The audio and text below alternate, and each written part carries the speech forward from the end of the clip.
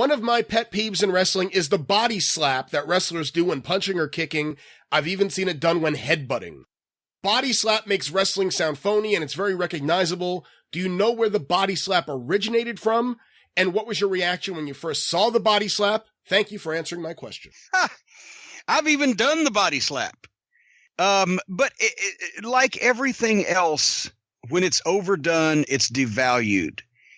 Not only when it's overdone, being devalued by people seeing that, but also by people seeing through it, because not only did people start doing it that didn't really know how to do it well, but they would do it multiple times in a row.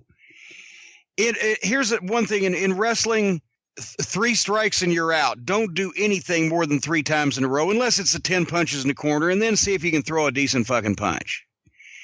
But when guys do it just over and over and over again, the same move in the same way or close to the same way in a match, it gives all the fans a chance to see it from all angles and try to figure it out. And one of the first body slaps I saw was Jerry Lawler. But he wouldn't slap his own body when somebody would punch him. His hand-eye coordination was so incredible. When the guy draws back his right hand to throw a punch at Lawler, Lawler's right hand is down at his side. But when the guy throws the punch and meets Lawler's jaw, Lawler slaps his opponent on his side, his rib cage. Boom! 3 feet away, you never saw what the fuck because you're looking at the punch. And my God, it took me at ringside, a photographer, several weeks of Lawler doing that to figure out where the fuck, right? It was beautiful. Then he wrestles Coco Ware, and Coco don't know he's coming because he just switched heel. And as Coco drills Lawler in the fucking chin with the punch, Lawler slaps his ribs, and Coco fucking sells all the way across the ring selling his fucking ribs. But Bobby Eaton did the slap on the shoulder with the punch, which is where I picked it up. But if you go back and watch most of Bobby's finer punches, it was so fast you couldn't see it.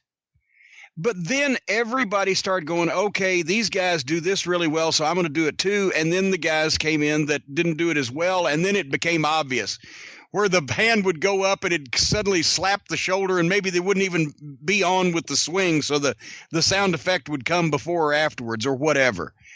That's where people see through it. Then it becomes devalued. Then people get sick of it. You know what I wish somebody would do in a match, Brian, that would be really different?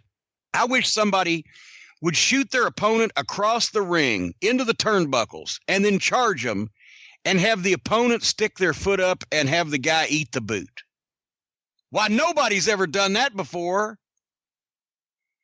We had to have a meeting one time in Ring of Honor where Delirious said, and guys, do me a favor.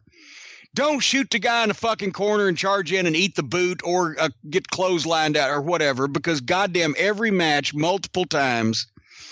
And I would go entire shows and see nobody backdrop anybody, but I'd see fucking 48 boots to the face. It just, as seen on TV, it just got anything repeated over and over by multiple people, whether it's good or not, you will get sick of it and it will be devalued, which is once again why the bookers used to have more control than they do now over what guys did in the fucking ring in their matches, because you want the wrestlers to get over, but the most important thing is that the promotion stays over. I'm going to let that hang there for a little bit of importance. You bookers out there, you little promoters, listen to that. Yeah, you little wannabe bookers out there. Just because a guy can do something in his match doesn't mean he ought to, or that he should be allowed to. So when you see guys doing shit that you don't like, you're the fucking booker. Tell them, hey, knock it off. Or you can find another fucking wrestler.